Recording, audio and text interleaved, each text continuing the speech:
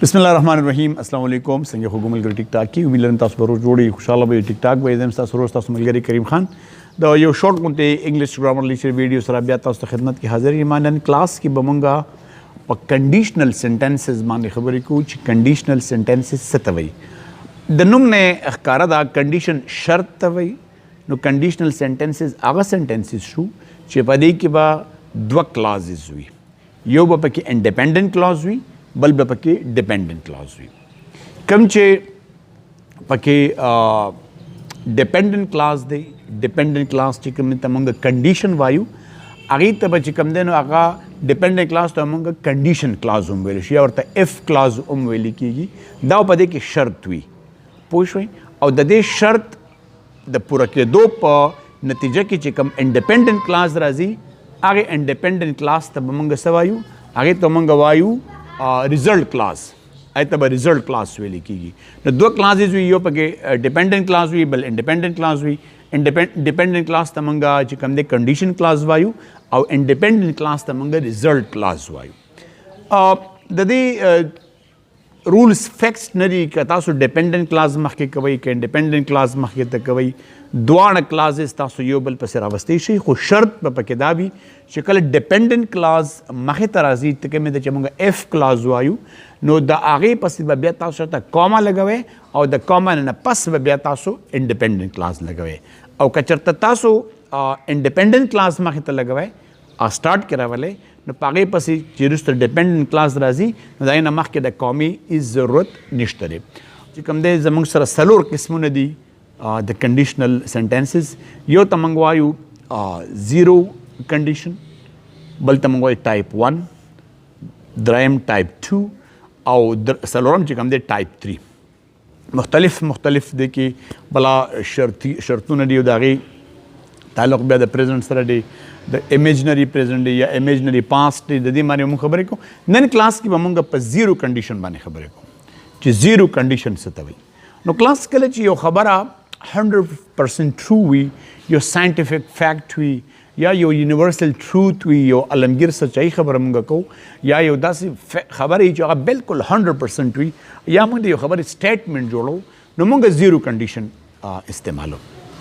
د دې لپاره چې کوم دی نو د ډیپینډنټ کلاز نه مخکې زه اف هم لګولی شم او وین هم لګولی شم. اف او وین I can use before result the conditional clause یا چې کوم ډیپینډنټ کلاس دی. فور ایگزامپل کلاس زه یو خبره کوم، موږ وایو چې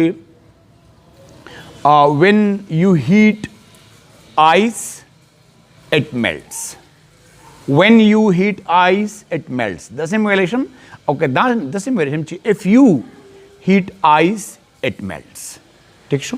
نو ګورئ په دواړو کې when you heat ice comma it melts یا if you heat ice comma it melts. دا دسم لګي او دا دسم راځي چې تاسو دا چې کوم انډیپینډنټ کلاس دی دا تاسو مخې ته هم راوستی شئ. نو اټومیټکلی چې مخې ته راوستی نو د اټ نه خو سټارټ کولی نه شي، ځکه چې اټ خو دلته کې چې کوم دی ریفرنټ دی، انټیسیډنټ آیس ته چې کوم دی نو هغه ریفر کېږي. نو بیا موږ وایو سنو یا مثال آیس میلټس وین یو هیټ اټ. دا به څنګه جوړ شي چې ځکه چې کله انډیپینډنټ کلاس مخې ته راولم نو آیس میلټس واوره ایلی کېږي کله اف یو هیټ اټ. که ته دا ګرمه کې اور پسې کې په واورې پسې واوره راواخلې په اورې کېږدې نو هر چا ته پته ده چې واوره ایلی کېږي. نو آیس میلټس اف یو هیټ اټ داسې هم ویلی شي یا آیس میلټس وین یو هیټ اټ. نو تاسو ګورئ چې په دې کوم دا موږ انډیپینډنټ کلاس را مخې ته کو نو د هغې نه پس موږ کاما ونه لګوله. دغه رنګې تاسو د خدای بلا جملې تاسو ویلی شي. موږ وایو چې the grass gets wet if it rains. چې کله باراني نو بیا چې کوم دی نو غیا چې کوم ده هغه لمدیږي. the grass gets wet when it rains یا if it rains. او که دا ته مخې ته راولي چې if it rains نو کاما the grass gets wet یا when it rains the grass gets wet. دارنګې د نور د خدای بلا تاسو وګورئ چې کوم ساینټیفک یا یو خبره بالکل د هغې ریزلټ 100% وي نو هغې کې مونږه سلگو آئی کہ منگا زیرو کنڈیشن وایو زیرو کنڈیشن کلاس منگا چل سے انسٹرکشنز ورکو نو منگا د امپیریٹیو سینٹینسز پا آگئی کہ منگا لگولی شو دا آگئی امپیریٹیو سینٹینسز با بیا انڈیپینڈنٹ کلاس دی. فار ایگزامپل علیکہ زیم اسلم تور سر زما میسیج ورکا کتا اولی دو اسلم تور سر زما میسیج ورکا کتا اولی دو نو دا اسلم تور زما میسیج کل ورکلی کی گی شرط بسی کتا اولی if you meet منگوائی convey my message to Aslam if you meet him.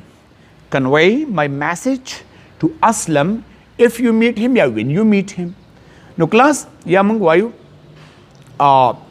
Lock the door when you sleep.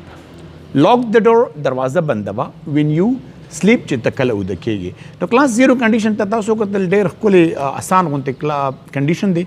مطلب دا چې دا خبره ذهن کې یاد ساتئ امپورټنټ خبره دا په سٹارټ کې ماته پکار خو ما بالکل ذهن نه اټ شو چې د دې دوانه کلاسز به کنډیشن کلاس شو چې کوم د موږ ډیپندنٹ کلاس دی او ورپسې چې کوم انډیپندنٹ کلاس دی ریزلټ کلاس دا دوانه به په پریزنټ سمپل کې وي ښه دا به دوانه په پریزنټ ټینسز کې وي دوانه به په پریزنټ کې وي په دا نه چې یو په پریزنټ بل په فیوچر نه دوانه به په پریزنټ کې وي نو یو آسان غونډه کلاس دی تاسو دا مهرباني وکړئ چې خپل باندې لکه سنټنسز تاسو جوړ کړئ او هغه بیا موږ ته تاسو کنوی کړئ نو چې هغې باندې موږ وګورو چې تاسو څومره زده کړه کړئ زموږ چینل کې انګلیش ګرامر سیریز خپل هم سبسکرایب کړئ ملګرو سره هم شیر کړئ. تھینک یو ویری مچ. السلام علیکم.